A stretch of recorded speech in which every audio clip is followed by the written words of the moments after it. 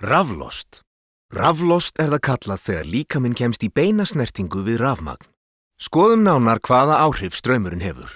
Skalinn frá 2 mA upp í 1 A, sem það bil sá straumur sem meðal heimilistæki getur tekið.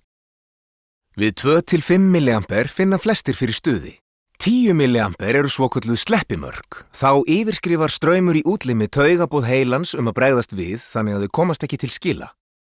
Gripvöðvarnir sem við notum til að kreppa fingur eru miklu sterkari en sleppivöðvarnir og þess vegna ósjálfrátt viðbragð að halda gripinu.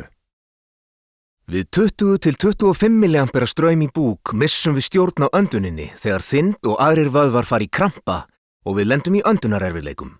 30 mA straumurinn sem slær út þá bilunarstraumsrofa sem gerðir eru til að vernda fólk. Lífslíkur fara hratt minnkandi þegar komið yfir 30 mA markið. Við 50 mA erum við komin að köfnunarmörkum. Við 100 mA stöðvast hjartað og kemur sér ekki aftur í gang sjálft.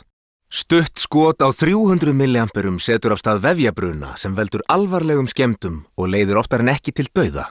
Aukið yfirborðsnertingar þýðir meiri leiðni og hærri straum. Til dæmis ef fingur snertir 230 volta húsrafmagn þá fara upp undir 6 mA í gegnum líkamann ef maður stendur á gólfi. Ef fingurinn rakur þá margfaldast straumurinn og getur orðið alltaf 60 mA.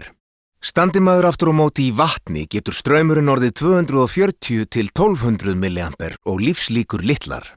Vatn og raki auka leiðni líkamanns og þá einnig hættuna á alvarlegu raflosti ef við komumst í snertingu við rafmagn.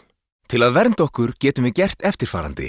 Vinna ekki á spennuhafa hlutum. Útbúa rafmagnslega örugt vinnusvæði með því að fjarlægja spennu, taka rafmagnið af. Einangra spennuhafandi búnað með gummímottum, skóm og hönskum.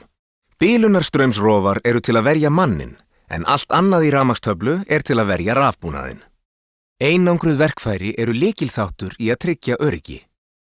Pössum upp á að þau sé í lagi og endurnýjum þau reglulega því við notkun skemmist einangrun þeirra og þau hætta þjóna sínu hlutverki.